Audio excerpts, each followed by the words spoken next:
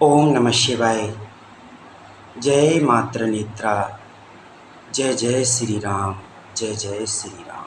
जय जय श्री राम। मेरे मन में एक और बात आती है।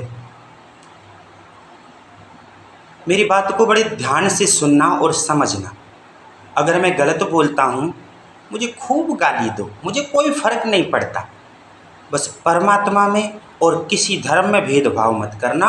मुझे खूब उल्टा सीधा बोलना, मेरे लिए कमेंट्स खूब गंदे गंदे करना, मुझे सब स्वीकार हैं, क्योंकि मेरे भाई और मेरे बहनों के ही कहे हुए शब्द हैं। जो भी कहो, हम सबको उसी परमात्मा ने बनाया है, तो हम आपस में कितना भी बुरा बोलें लेकिन उस परमात्मा को कभी बुरा नहीं बोलें। बस यही निवेदन है मेरा। मेरे मन में एक ख्याल आता है। मैंने बिछौली धाम में ये बोला भी है कुछ समय पहले। बिछौली में मैं काली की शक्ति चलाता हूँ, लेकिन क्या है ना, मेरी वहाँ कभी मैंने ये प्रचार नहीं किया। मेरे वीडियो बनते थे, मीडिया वाले भी आने लगे थे भिंड से एक आध दो। मैंने मना किया कि माता का ये प्रचार मत करो, क्योंकि शक्ति है वो भक्तों के लिए बनाई गई है। फालतू में समय बर्बाद नहीं करना। और हम भी कोई कंप्यूटर नहीं है जो एक दिन में 10-10 हज़ार लोगों की अर्जी सुनेंगे या मनोकामना पूरी करेंगे। समझना हमारी बात को। क्योंकि प्रचार होता, टीवी पे आते तो एक एक दिन में लोग बढ़ते ही चली जाते। जब पर्चे के प्रचार से लोग वहाँ जैसे मनोकामना पूरी हो जाती थी तो लोग वहाँ पर्चे बांटते थे, तो लोगों की भीड़ उमड़ पड़ी एकदम से। तो पर्चे के प्रभाव से ही एक दिन में 1000-1000, 2-2 हज़ार, 5-5 हज़ार तक, 6-6 हज़ार तक लोग आने लगे, 10-10 हज़ार तक लोग आने लगे एक दिन में। हम तो बड़े हैरान हो गए।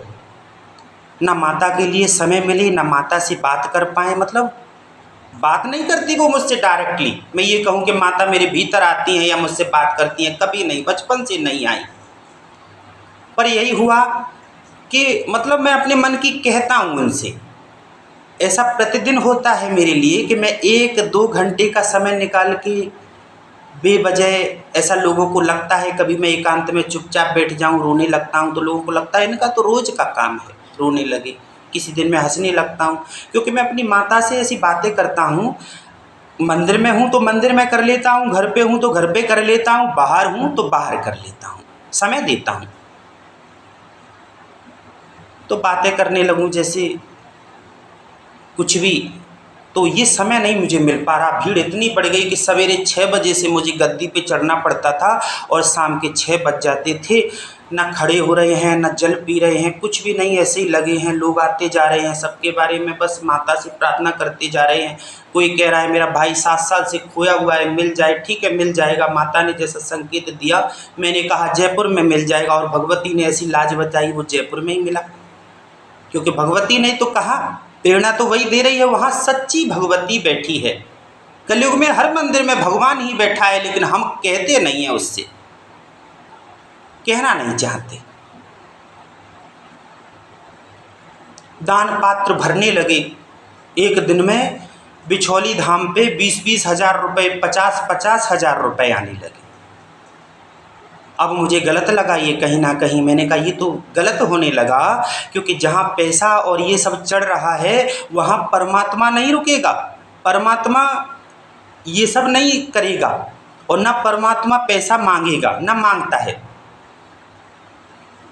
और हम तो परमात्मा के बल पे ही चल रहे थे, क्योंकि वो वहाँ जो भी करना था वो कर रहा है।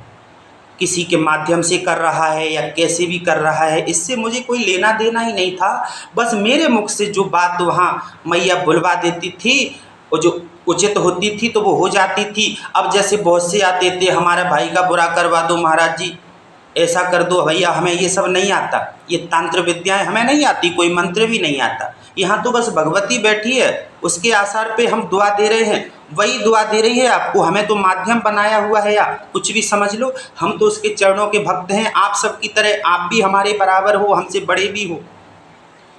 पर जैसा भी है आप मैया से मांगो और यहाँ सब पूरा होगा। लेकिन अब वहाँ एक एक दिन में 20-20 हज़ार, 50-50 हज़ार रुपये आने लगे, और वो दान पेटी उतल फुतल होकर के महाराज जी कहीं जाती थी। हमसे भी एक दो बार कहा गया। और एक हमारे रिश्तेदार थे ग्वालियर के, वो भी बड़े भक्त थे, वैसे मदरा पान करते थे, कभी मांस नहीं खाते थे, लेकिन भक्त इतना अच्छा था वो, तो हमारी उसकी दोस्ती हो गई, क्योंकि कहीं ना कहीं माता की प्रेरणा थी, तो हमारी दोस्ती हो गई। सोचो, हम मांस नहीं खाते थे, ना दारू पीते थे, ना कुछ करते थे, पर हमारी दोस्ती हो गई, अच्छी दोस्ती हो गई कि रिश्तेदारी भी हो गई। अब वो भगवती ने कराई, ना हम चाहते थे और ना कोई चाहता था। हमने तो ये भी कहा ये ना हो रिश्ता, ये रिश्ता इस लड़के के घर के योग्य नहीं है, लेकिन फिर भी वो हुआ क्योंकि भगवती ने ये कराया। हम दोनों को ही भगवती ने मिलाया था, पर कभी कहा नहीं मैंने। लोगों ने उस पर भी प्रसन्न लगाई, कुछ करा दिया है, उसको बस में करा लिया है, उसको अपने घर रख लिया है, ऐसा कर लिया है, वैसा कर लिया है। लेकिन मेरे भाइयों, आज तक का मेरा रिकॉर्ड निकाल करके देखना, मेरी फ़ोटो है, ये वीडियो है, इसको खींच लो और ये पता करना कि यह इंसान, यह पागल कभी किसी दरबार में पूछने भी आया है कभी कि हमारे बारे में ये बता दो, तो दूसरों पे जादू कराने क्या जाएगा। और हमने तो कभी तंत्र विद्याएँ सीखी नहीं थी, अब उसको अपने घर भी रख रहे हैं, उसके लिए कर भी रहे हैं। जो हमारे पास है मोबाइल की दुकानें थी उस टाइम पे, उनमें से जो भी आता था 100-200 रुपये उसे भी देने लगे थे, खुद का भी काम चला रहे थे, पर मित्रता थी। और कभी हमें ज़रूरत पड़ती थी तो वो भी हमें दे देता था। लेकिन लोगों ने वहाँ भी प्रसन्न लगाई, पर फिर भी मैं रोने लग जाता था कभी कभी कि भगवान, मैं जिसको भी अपना मानता हूँ इस दुनिया में, जिससे भी अपने मन की व्यथा कहने चाहता हूँ, उसके साथ मुझे पहले ही लालछन क्यों लग जाते हैं।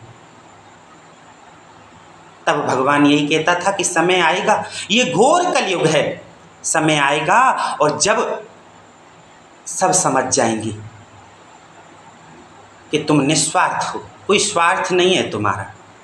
ये मेरी प्रशंसा नहीं है, आप पता कर लो, मेरा फ़ोटो है ये, मैंने सब एड्रेस दिया है अपने वीडियो में। मेरे गांव से जा कर के मेरे गांव के हर बुजुर्ग को पूछना, मेरे गांव में कोई भी मेरा दुश्मन नहीं था।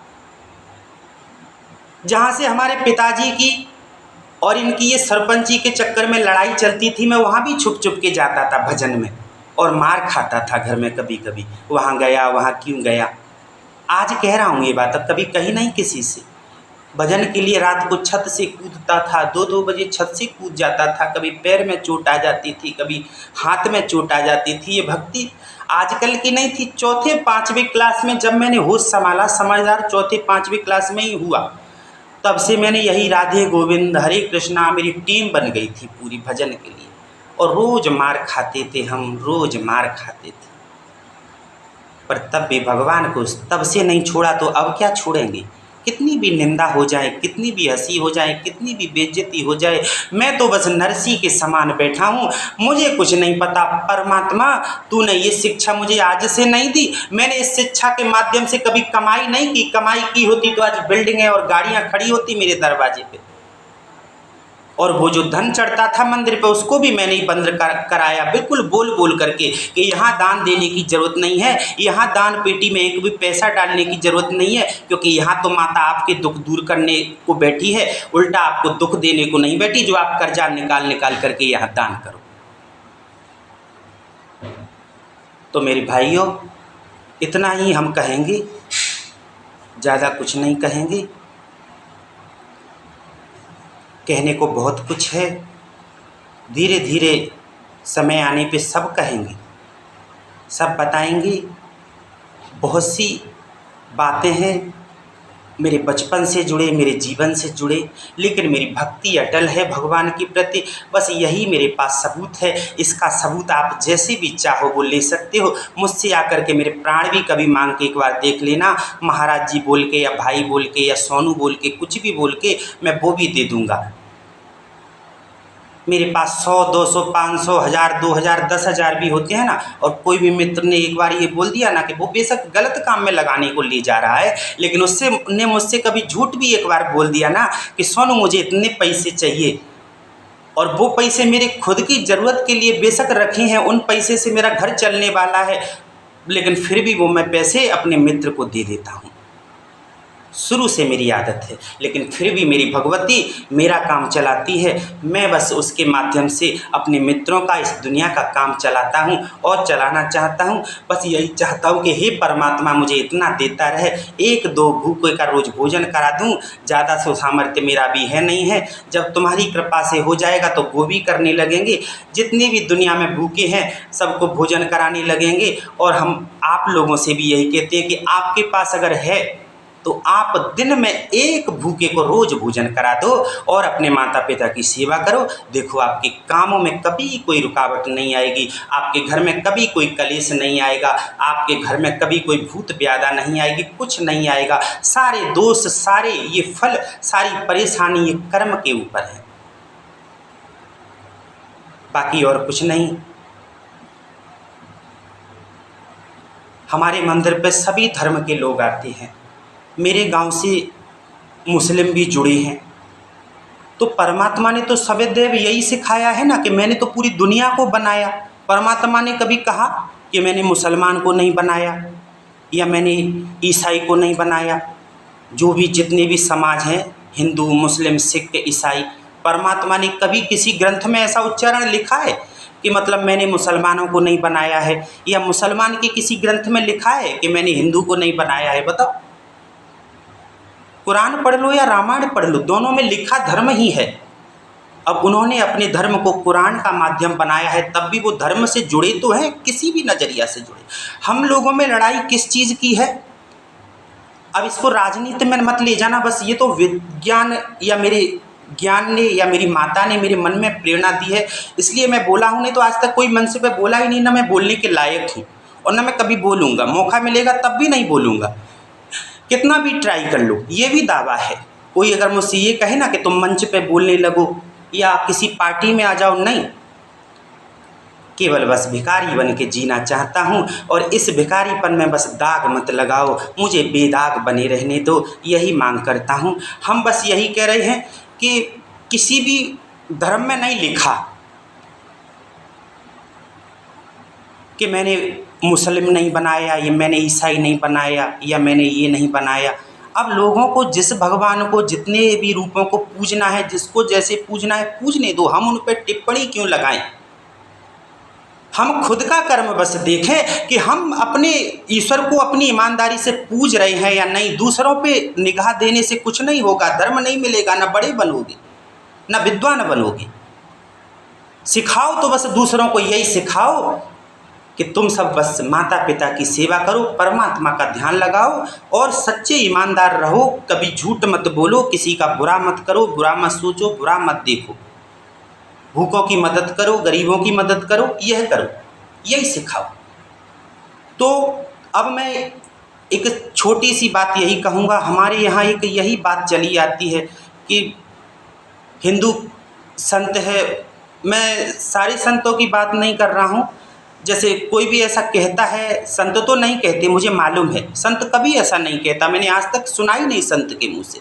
इतने संतों को मैं सुनता आ रहा हूँ, जो भी सुना है, जितना भी सुना है, मुरारी बापू, हमारे जितने भी संत हैं, कैसे भी कोई भी रहे हों, उससे मुझे कोई मतलब नहीं है। उनका कर्म मैंने देखा नहीं है, तो मैं उनके बारे में ना बुरा नहीं बोल सकता, अच्छा ही बोलूँगा, जितना बोलूँगा। बुरा बोलने का मेरा कोई हक नहीं है।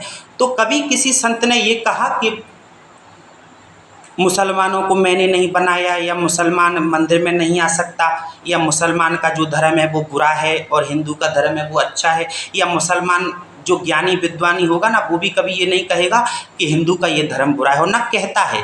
मेरे जो देश के हिंदू हैं, मुस्लिम हैं, उनसे हमें कोई मतलब नहीं है।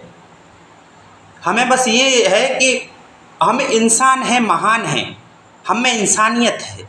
धर्म हम कुछ भी पूजें। जब ईसाई और जो भी सरदार जी होते हैं वो अपने गुरुद्वारे को पूजते हैं, कभी राजनीति में ये बात तो मैंने आज तक नहीं सुनी कि वो क्यों पूजते हैं। वो भी तो हमारे देश का हिस्सा है, उनका भी तो अलग धर्म है, पूजते हैं कि नहीं? नाम मतलब, अब धर्म तो उनका भी यही है, एक ही, पर उनके परमात्मा का भी नाम अलग है। पर वो अपने परमात्मा को पूरी ईमानदारी से पूजते तो हैं। ऐसे ही मुसलमान हैं, लड़ाई किस चीज़ की है? पाकिस्तान की, इंडिया की, भारत की। तो भाई मेरे, पाकिस्तान के जो कर रहे हैं उनको पाकिस्तान में करने दो, जो हमारे यहाँ के कर रहे हैं उनको तो कुछ मत बोलो। पाकिस्तान का अगर कोई एक यहाँ की गलती कर जाता है तो हम उनके चक्कर में अपने यहाँ के 100 भाइयों से क्यों उल्टा बोलें? अब ऐसे ही हमारे हिंदुस्तान का कोई पाकिस्तान में एक उल्टा करे आए जाके और वो सारे हिंदुस्तान को बुरा बोले, तो ये उनके लिए भी गलत है।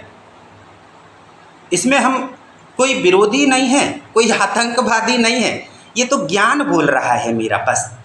तो मैं इतना ही कहना चाहता हूँ मेरे भाइयों, जिसको जिस धर्म से चलना है उसको चलने दो, अच्छे कर्म करो, गरीबों की मदद करो, माता पिता की सेवा करो। क्योंकि मैंने अपने घर से ही पहले बता दी, मेरे घर में भी मेरे माता पिता पिताजी थे, 7 भाई थे, 7 भाई में से छोटे ने फल प्राप्त किया, क्योंकि उसने माता पिता की सेवा करी। कभी किसी भगवान को नहीं उसने पूजा, कभी किसी को नहीं पूजा, अपना काम करते थे, ट्रैक्टर चलाते थे, खेती करते थे, पढ़ाई लिखाई भी नहीं कर पाई उन्होंने, काम के चक्कर में पूरे घर को संभाला और माता पिता को संभाला, सारे परिवार को संभाला।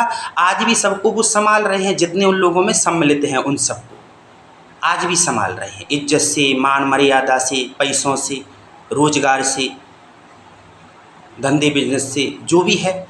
तो जैसा कर्म करोगे वैसा ही मिलेगा और कुछ नहीं मिलेगा।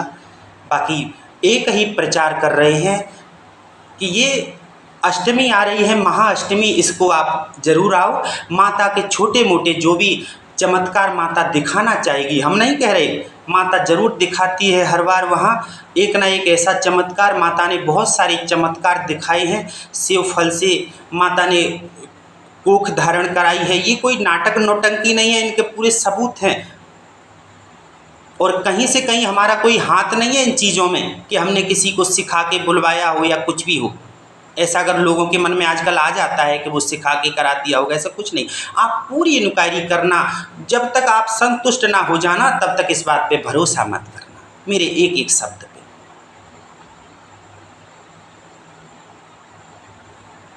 बचपन से ही मैं कुआं में गिरता था, कूद जाता था। किस लिए? मरने के लिए। मन में आती थी मर जाऊं, मेरा जन्म ऐसा है कि सब मजाक उड़ाते हैं। जब मैं छोटा था ना, तभी लोगों ने भूत का ब्याधा का नाम दे दिया, भूत है, भूत ले जाता है, भूत ले जाता है, क्या कहूँ।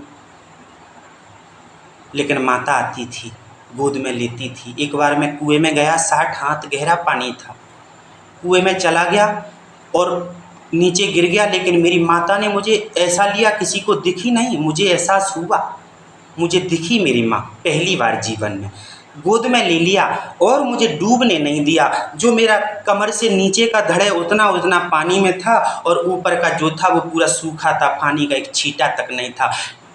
है कि नहीं माता का चमत्कार? नहीं तो कोई ऊपर से कूदेगा, पहले नीचे तक जाएगा,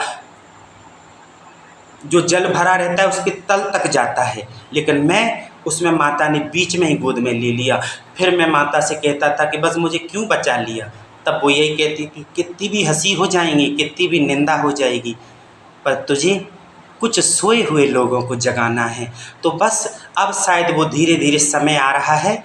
मैं यही कहूँगा, बस जिसको वाकई में ज़रूरत है परमात्मा की हकीकत में, तो बस अगर उसका वाकई में मन नहीं लग रहा है पूजा में, तो एक बार मुझसे आकर के मिले, बार बार ना मिले, क्योंकि बार बार का झमेला मुझे भी नहीं पालना कि आप यहाँ बार बार आओ हमारे यहाँ। हम तो यही कह देते हैं, आपका जो सही काम बन गया आप यहाँ मत आओ, अपने घर रहो, पूजा करो, सारे काम बन गए तुम्हारे, अब यहाँ आने की ज़रूरत ही नहीं है। मैं यही बोलता हूँ, आप वहाँ जा कर के एक एक बात का पता कर लेना गद्दी से भी, क्योंकि हकीकत बात है, अपना ये कीमती जीवन और ये कीमती समय यूं ही बर्बाद ना करो। अच्छे कर्म करो, माता पिता की सेवा करो, जो समय तुम्हारे पास बचता है उसमें कुछ अच्छा करो, गरीबों की मदद करो, और फिर जिसमें से घड़ी दो घड़ी बचती हैं उस परमात्मा को घर में बैठ के ही, जिस अवस्था में बैठे उस अवस्था में बैठे ही उस परमात्मा को वो समय दे दो। तुम्हारा हो गया कल्याण, तुम्हारे घर में कभी कोई दुख नहीं आएगा। समय बहुत हो रहा है, अब मैं अगली वीडियो में फिर कुछ ऐसी माता की बातें और अपने जीवन की जुड़ी बातें बताऊंगा। इन बातों से बस मैं ये नहीं चाहता कि आप मुझे बड़ा या महान समझो, मैं बस ये चाहता हूँ कि मेरे जीवन की बातों को समझते हुए आप बस अपने जीवन पे थोड़ा ध्यान दो। बस ये सोचो कि हमारे पास सब कुछ है, 2 हाथ हैं, 2 पैर हैं, सब कुछ है। माता पिता की सेवा करो, पढ़ाई लिखाई करो, सब मिल जाएगा। और जो और चमत्कार हैं वो आने वाली वीडियो में हम 4-5 मैया के ऐसे चमत्कार बताएंगे जो हकीकत में हो नहीं सकते, इस कलयुग में हो ही नहीं सकते। आने वाले वीडियो में भगवती की कृपा से कल या परसों जब भी मैं डालूं, तब तक के लिए ओम नमः शिवाय। जय मात्र नेत्रा, जय जय श्री राम, जय जय श्री राम। दुनिया के सारे संत, भगवान और सारे माता पिता, सारी बहनों को और बड़े भाइयों को मेरी तरफ से चरण छूना और प्रणाम मिले। और बस मैं यही कहूँगा, जो भी मुझसे छोटे हैं उनको मेरी तरफ से और भगवती की तरफ से खूब आशीर्वाद मिले और मेरी तरफ से प्रेम मिले। और आप सब मुझे बस दुआएं देते रहो कि बस जितना मेरा जीवन बचा है उतना बस हे ईश्वर, हे भगवान, बस निर्दाग निकल जाए, कोई दाग ना लग जाए।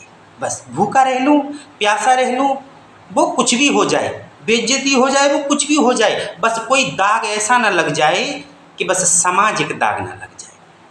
क्योंकि ये समाज भी बहुत बुरा है, बहुत तंग किया इस समाज ने मुझे बचपन से।